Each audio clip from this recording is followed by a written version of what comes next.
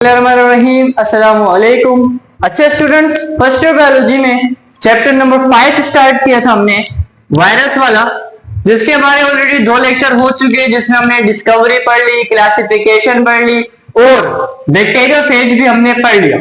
आज हमारा सबसे इंपॉर्टेंट एंड लास्ट टॉपिक है जिसे कहते हैं HIV। HIV एक वायरस है जिसका फुल नेम हमारे पास है H for human, I for immunodeficiency, V for virus. ये ऐसा वायरस है जो ह्यूमन की इम्यून सिस्टम को खराब कर देता है। इस वायरस को हम कहते हैं HIV। इससे जो बीमारी होती है उस बीमारी को हम कहते हैं एड्स। अब एड्स की भी फुल फॉर्म है A for acquired, I for immune, D for deficiency, S for syndrome. Syndrome का वर्ड जहां पर भी आ जाए इसका मतलब होता है मल्टीपल चीजें होने वाली हैं। तो इस वायरस से मल्टीपल बीमारियां होती हैं, ठीक है। ये एक किस्म का सिंड्रोम कोज करता है। HIV ह्यूमन इम्यूनोडेफिशिएंसी वायरस है। इससे एड्स होता है जिसे कहते हैं acquired immune deficiency syndrome. Structure देखें तो HIV हमारे पास एक रेटिरो वायरस है। रेटिरो वायरस वो होता है जो RNA से DNA बना सकता है। हमारे पास ऐसे वायरस जो RNA से DNA बना सकते हैं उन्हें हम कहते हैं रेटिरो वायरस। यहां पर एक एंजाइम यूज करते हैं जिसे कहते हैं रिवर्स ट्रांसक्रिप्टेज। ये क्या करता है, RNA से DNA की फॉर्मेशन कर सकता है। इन वायरसेस को हम कहते हैं रेटिरो वायरस। अच्छा, HIV कैसा होता है, 60 टाइम स्मॉलर होता है RBC से। रेड ब्लड सेल हमारी बॉडी में जो खून है उसके जो सेल होते हैं उससे 60 गुना छोटा होता है HIV। कितना छोटा होता है, देखो 60 गुना RBC से भी छोटा होता है। इसके पास 2 RNA के मॉलिक्यूल होते हैं जिसमें 9 जीन प्रेजेंट होते हैं। 2 RNA होते हैं जिनके अंदर 9 जीन होते हैं। इसके अलावा ये इन्वेलप्ड वायरस है। इसके ऊपर लिपिड की 2 लेयर होती है, एक लिपिड की लेयर, दूसरी लिपिड की लेयर, 2 लिपिड की लेयर्स होती है। इसके अलावा इसके ऊपर कुछ स्पाइक्स निकले हुए होते हैं जो बने होते हैं ग्लाइकोप्रोटीन से। ये स्पाइक्स हैं, इन्हें हम कहते हैं स्पाइक्स, और ये बने होते हैं ग्लाइकोप्रोटीन से। ओवरऑल स्ट्रक्चर देखें वायरस का तो ये स्फेरिकल की तरह होता है। तो HIV human immune deficiency virus है। इससे एड्स होता है जिसे कहते हैं acquired immune deficiency syndrome. Structure में हमने देखा कि ये एक रेटिरो वायरस है। इसके अलावा ये क्या कर सकता है, RNA से DNA बना सकता है। 60 टाइम स्मॉल होता है RBC से। 2 इसमें RNA के मॉलिक्यूल होते हैं जिसमें टोटल 9 जीन होते हैं, और इसमें एनवेलप भी होता है, स्पाइक भी होता है। ओवरऑल ये स्फेरिकल होता है। सबसे इंपॉर्टेंट इसका जो पार्ट है वो है इसका लाइफ साइकिल। अभी तक हमने 2 लाइफ साइकिल पढ़े, lytic cycle and lysogenic cycle, तो उससे थोड़ी सी प्रैक्टिस आपकी हो गई होगी। ये वाला थोड़ा आसान लगेगा उसके मुकाबले में। तो हमारे पास लाइफ साइकिल जो HIV का है ये 7 स्टेप में होता है। स्टेप नंबर 1 को हम कहते हैं बाइंडिंग। बाइंडिंग का मतलब जाके चिपकना या अटैच हो जाना उसके साथ। तो HIV कहां बाइंड होता है, लिम्फोसाइट T के साथ। हमारे इम्यून सिस्टम के एक स्पेशल टाइप के सेल होते हैं जो एक्टिवेट भी करते हैं दूसरे सेल्स को, इन्हें हम कहते हैं लिम्फोसाइट T। ये क्या करते हैं, उन्हीं के साथ जाके बाइंड होता है, क्योंकि लिम्फोसाइट T का जो सेल होता है उसके ऊपर वाले रिसेप्टर्स को उसके स्पाइक्स पहचानते हैं। तो पहले वाले स्टेप में क्या किया, इसके स्पाइक्स ने जाके रिसेप्टर्स के साथ पहचाना उनको, और ऊपर जाके क्या हो गए, बाइंड हो गए। पहला वाला स्टेप यहाँ पे हो गया। अब स्टेप नंबर 2 में क्या हुआ, फ्यूजन। अपना RNA क्या कर लेते हैं, अंदर इंजेक्ट कर देते हैं। पहले स्टेप में बाइंड हुआ, दूसरे स्टेप में RNA अंदर भेज दिया। स्टेप नंबर 3 में क्या करते हैं, रिवर्स ट्रांसक्रिप्टेशन। RNA से DNA बनाते हैं। तो स्टेप नंबर 3 में क्या करते हैं, RNA से DNA बनाते हैं। यहां पर एक एंजाइम यूज होता है जिसे हम कहते हैं रिवर्स ट्रांसक्रिप्टेज, ठीक है। ये पहले स्टेप में बाइंड हुआ, दूसरे स्टेप में फ्यूजन कर लिया, तीसरे स्टेप में DNA बन गया। अब चौथे स्टेप में क्या करता है, इंटीग्रेशन। इंटीग्रेशन का मतलब जो DNA बनाया था उसको न्यूक्लियस के अंदर भेज देता है, और वहां पर जाके सारा कंट्रोल अब वायरस का DNA खुद संभालता है। तो इसको कहते हैं इंटीग्रेशन, जिसका मतलब इंट्री न्यूक्लियस। अब DNA कहां एंटर हो जाएगा, न्यूक्लियस में जाकर इंटर हो जाएगा और यहां पर जाके बैठ जाएगा। यहां भी एक एंजाइम यूज होता है जिसे हम कहते हैं इंटीग्रेज।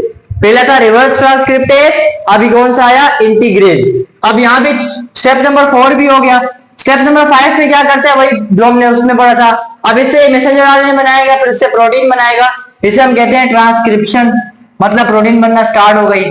स्टेप नंबर 6 में क्या होता है, असेंबली। जब बहुत सारी प्रोटीन बन जाती है तो एक एंजाइम बनाता है प्रोटीएज। प्रोटीएज क्या करता है, जो एक्स्ट्रा प्रोटीन होती है उनको कट कर देता है, क्योंकि अब हमने उनको असेंबल करना है, असेंबली बनानी है, तो जितनी असेंबली उनकी चाहिए होती है उतनी वो असेंबल करेगा, तो एक्स्ट्रा प्रोटीन को वो कट कर देता है। उसके लिए कौन सा एंजाइम आता है, प्रोटीएज। तो यहाँ पर स्टेप नंबर 5 हो गया, प्रोटीन बन गया। अब स्टेप नंबर जो 6 है वहां पे इनकी असेंबली होगी, असेंबली हो गई। लास्ट स्टेप में क्या होता है, बडिंग। अब ये यहाँ से बाहर निकलेगा, बाहर जो निकलता है वो बड की शक्ल में निकलता है। बड क्या होता है, जब किसी चीज के ऊपर आउट ग्रोथ निकला है तो उसको कहते हैं बड। अब ये सेल था, इसके ऊपर आउट ग्रोथ निकली हुई है, इस शक्ल में निकलता है यहाँ से। अच्छा, इसके ऊपर जो स्पाइक्स होते हैं ना, स्पाइक्स जो बने होते हैं ग्लाइकोप्रोटीन से, वो कहां से आते हैं, वो इसी सेल की सेल मेम्ब्रेन से ये लेता है। तो सेल मेम्ब्रेन के ऊपर क्या बना देता है, बड बना देता है। तो एक मतलब स्पीड से इसको रिवाइज करते हैं। पहला स्टेप क्या था, बाइंडिंग, बाइंड हो गया। दूसरा स्टेप क्या था, फ्यूजन, आरएनए अंदर भेज दिया। तीसरा स्टेप क्या था, रिवर्स ट्रांसक्रिप्टेज, आरएनए से डीएनए बना दिया। स्टेप नंबर 4 क्या था, इंटीग्रेस, इंटीग्रेशन, इंटीग्रेशन एंजाइम यूज किया, इसको अंदर न्यूक्लियस के अंदर भेज दिया। स्टेप नंबर 5 क्या था, प्रोटीन को बनाना, इससे प्रोटीन बना दी। स्टेप नंबर 6 क्या था, प्रोटीएज बनाया और एक्स्ट्रा प्रोटीन को कट कर दिया। और लास्ट स्टेप क्या था, जब सब अरेंज हो गए तो बड की शक्ल में यहाँ से बाहर निकल गया। तो ये हमारे पास एचआईवी का लाइफ साइकिल है। 3 एंजाइम यहाँ पे यूज हुए। पहला हमारे पास इंटीग्रेस, रिवर्स ट्रांसक्रिप्टेज और तीसरा प्रोटीएज एंजाइम, इसके याद रखना। इसके बाद हमारे पास आते हैं इसके सिम्टम्स, कि अगर किसी पर्सन में एचआईवी आ जाए तो उसकी क्या क्या अलामत हो सकती हैं। पहली सिम्टम हमारे पास क्या है, फ्लू, फीवर, वेट लॉस। उसका वेट लॉस हो जाएगा, तो इतने सीवियर किस्म के सिम्टम्स नहीं है, ये तो आम भी वैसी तरह होते हैं। फ्लू हो जाएगा, फीवर हो जाएगा, वेट लॉस हो जाएगा उसका। अच्छा, जब हमारा इम्यून सिस्टम को वायरस अटैक कर लेगा तो हमारा इम्यून सिस्टम वीक हो जाएगा। अब बाहर से हमारे अंदर जो भी बैक्टीरिया आएगा वो आसानी से इन्फेक्शन को फैला सकता है, तो इससे हमारी बॉडी में बहुत सारे इन्फेक्शन हो जाते हैं, जैसे ट्यूबरक्लोसिस हो सकता है, कैंसर हो सकता है, निमोनिया हो सकता है, इन्फेक्शन बहुत आसानी से हो जाते हैं। इसके अलावा हो जाता है सेप्टिसीमिया। सेप्टिसीमिया में हमारी बॉडी के टिश्यूज जो है वो डैमेज होने लग जाते हैं, ये भी एचआईवी की वजह से होता है। और ये अपने आप को इनएक्टिव भी रख सकता है। एचआईवी बॉडी के अंदर 10 साल तक भी इनएक्टिव रह सकता है। जब इसका मूड करेगा एक्टिव हो जाएगा, फिर उसको नुकसान पहुंचाएगा। इसके बाद इसके ट्रीटमेंट, एचआईवी का कोई प्रॉपर ट्रीटमेंट अभी तक नहीं आया। अभी तक हम क्या करते हैं, पहले हम करते हैं इसको डिटेक्ट, पहले हम इसको करते हैं डिटेक्ट। अब इसको कहां से डिटेक्ट किया जाता है, ये हमारी बॉडी के फ्लूइड में लिविंग, मतलब हमारी बॉडी के फ्लूइड में जिंदा होता है ये। जैसे कि हमारा ब्लड हो गया, हमारा मुंह में जो लिक्विड सलाइवा, हमारे ब्लड, हमारा सलाइवा, वहां पर ये थोड़ा एक्टिव होता है, वहां से हम उसको डिटेक्ट कर सकते हैं। अच्छा, जब डिटेक्ट कर लिया तो हम डिफरेंट मेडिसिन यूज करते हैं, जिस ट्रीटमेंट को हम कहते हैं ART। ए मतलब एंटी, आर फॉर रेट्रोवायरल और टी फॉर थेरेपी। तो इसमें हम डिफरेंट मेडिसिन यूज करते हैं। ये मेडिसिन क्या करती हैं, वायरस को मारती तो नहीं है, लेकिन यहाँ पे इसके 3 टाइप के जो एंजाइम यूज हुए थे ना, उनके लिए ये मेडिसिन इनहिबिशन का काम करती है। इनहिबिटर हमने एंजाइम वाले चैप्टर में डिस्कस किया। इनहिबिटर क्या करता है, एंजाइम की एक्टिविटी को रोक देता है। जब एचआईवी के एंजाइम रुक जाएंगे तो एक्टिविटी फिर ये परफॉर्म नहीं कर सकेगा, जिससे हमारी बॉडी में ज्यादा नुकसान नहीं पहुंचा सकेगा। लास्ट हमारे पास इस एचआईवी का आता है ट्रांसमिशन। ये ट्रांसफर कैसे होता है, इसका ट्रांसफ्यूजन सबसे मेन है, ब्लड ट्रांसफ्यूजन। कि अगर किसी बंदे को ब्लड चाहिए हो, ब्लड नीड हो, आप उसको किसी और का ब्लड लगाओ, और आप उसको जिसका ब्लड लगाओ उसके ब्लड में अगर एचआईवी होगा तो उसको भी एचआईवी हो जाएगा। नेक्स्ट हमारे पास है मदर टू चाइल्ड। जब एक जो बच्चा होता है, जो बेबी होता है, वो अपनी मदर के यूट्रस में जब होता है तो उसको फूड वगैरह कहां से मिल रहा होता है, मदर की बॉडी से मिल रहा होता है। तो अगर मदर को वायरस आ जाएगा तो उसको चिल्ड को भी आ जाएगा। नेक्स्ट हमारे पास है वाउंड्स। अगर हमें चोट लगी हो, वाउंड हो, जख्म हो, तो वहां से भी एंट्री कर सकता है। अनस्टेरिलाइज्ड सिरिंज, अगर आप इंजेक्शन किसी ऐसे बंदे को लगाओ जिसको एचआईवी हुआ है, बाद में किसी हेल्दी पर्सन को लगाओ तो उससे उसमें भी ट्रांसफर हो सकता है। लास्ट हमारे पास सबसे इंपॉर्टेंट है sexual contact. Sexual contact HIV के ट्रांसमिशन में बहुत अहम रोल प्ले करता है। एक पर्सन जिसको एचआईवी है, कोई दूसरा पर्सन उससे सेक्सुअल अगर उससे वो जाके सेक्सुअल कांटेक्ट करे, फिर बाद में पर्सन किसी और से करे तो उससे वायरस किसी और में ट्रांसफर हो जाएगा, फिर वो किसी और से सेक्सुअल कांटेक्ट करेगी तो उससे आगे ट्रांसफर होता रहेगा। तो सेक्सुअल कांटेक्ट जो है मेन रीजन है एचआईवी के वायरस के ट्रांसफर का। इस तरह से वायरस जो है स्पीड से आगे ट्रांसमिट होता है। लास्ट में, इस चैप्टर के लास्ट में हमारे पास आते हैं दो सब वायरस पार्टिकल। मतलब वायरस तो प्रॉपर है ना, इसी तरह से कुछ ऐसे पार्टिकल होते हैं जो वायरस से छोटे होते हैं, लेकिन ये भी वायरस की तरह ही क्या कुछ एक्टिविटी परफॉर्म कर रहे होते हैं। दो टाइप के हैं, एक होते हैं हमारे पास पिरियंस, दूसरे हमारे पास होते हैं वायरॉइड्स। पिरियंस के बारे में हमें एक साइंटिस्ट ने बताया था जिनका नाम था प्रूसाइनर। प्रूसाइनर ने 1997 में इसके बारे में बताया था, जिस पर इन्हें नोबेल प्राइज भी मिला था इस चीज का। इसके साथ साथ ही हमारी बॉडी में कुछ इन्फेक्शियस प्रोटीन होती हैं। हमारी बॉडी में प्रोटीन बहुत सारी पाई जाती हैं, कुछ प्रोटीन ऐसी होती हैं जिनमें इन्फेक्शन हो जाता है, वो फिर बाद में पिरियंस में कन्वर्ट हो जाती हैं। इनमें 29 अमाइनो एसिड्स पाए जाते हैं। इसके अलावा ये हमारी बॉडी टिश्यूज में पाए जाते हैं और ब्रेन में पाए जाते हैं। ये कौन सी बीमारी कॉज करते हैं? इंसानों में कॉज कर सकते हैं एल्जाइमर। एल्जाइमर एक डिजीज है जो इंसानों में पाई जाती है, वो सीवियर कंडीशन की डिजीज है। और भी दो तीन लिखी हुई आपकी बुक में। इसके साथ साथ जो हमारे पास दूसरे एनिमल्स हैं, दूसरे वाले जो बाहर होते हैं, जैसे कि हमारे पास एक काऊ, इस काऊ में एक डिजीज हो जाती है जिसे कहते हैं मेड काऊ डिजीज। मतलब वो गाय जो है वो पागल हो जाती है, उसके ब्रेन में ये जाके इन्फेक्शन फैला देता है, जिससे वो काऊ जो होती है वो मेड हो जाती है, पागल हो जाती है। तो ये हमारे पास पिरियंस। नेक्स्ट हमारे पास वायराइड्स। वायराइड्स के बारे में हमें बताया था डायनर साहब ने। डायनर ने बताया था 1971 में। और ये क्या होता है? ये भी आरएनए होता है, जिसे क्या हो चुका होता है? इन्फेक्शन। अगर इन्फेक्शियस प्रोटीन होगी तो वो प्रियंस बना देगा, अगर इन्फेक्शियस आरएनए होगा तो वो वायराइड्स बना देगा। और ये प्लांट्स को नुकसान पहुंचाते हैं, एनिमल्स में इसके अभी तक नुकसान भी देखे नहीं गए। इसके बाद हमारे पास चैप्टर में लास्ट टॉपिक आ जाता है virus survival in host and environment. कि वायरस एक जानदार के अंदर आ जाता है तो वहां पर सरवाइव कैसे करता है, इम्यून सिस्टम से किस तरह से बचता रहता है। तो वायरस का सबसे पहले जो खुला दुश्मन है हमारी बॉडी में वो तो इम्यून सिस्टम है। अब वायरस बॉडी के अंदर आते ही इम्यून सिस्टम को किस तरह से पागल बनाते हैं, ये देखो। सबसे पहले वायरस किस तरह से सर्वाइव कर सकता है? नंबर 1 हमारे पास degrading host genome. Host genome मतलब वायरस जिसके अंदर जाता है, जिस होस्ट में जाता है, उसके जीनोम को डिग्रेड कर देता है। पहले वो चीज जो थी उसके डीएनए के कंट्रोल में थी, अब वायरस का डीएनए आ गया तो अब किसके कंट्रोल में हो गई? वायरस के कंट्रोल में हो गई। तो इस तरह से वायरस सर्वाइव कर सकता है। दूसरा हमारे पास है डीएक्टिवेटिंग द कॉम्प्लीमेंट सिस्टम। ये हमारी बॉडी के या किसी जानदार की बॉडी के कॉम्प्लीमेंट सिस्टम को डीएक्टिवेट कर देता है। कॉम्प्लीमेंट सिस्टम अब क्या होता है? जब भी कोई बैक्टीरिया अंदर होता है, कोई माइक्रो ऑर्गेनिज्म अंदर आता है, तो कॉम्प्लीमेंट सिस्टम क्या करता है? इम्यून सिस्टम को जाके एक्टिवेट करता है। ये उसी को आगे क्या कर देता है? डीएक्टिवेट कर देता है, ताकि इम्यून सिस्टम में हमारा एक्टिवेट ना हो सके।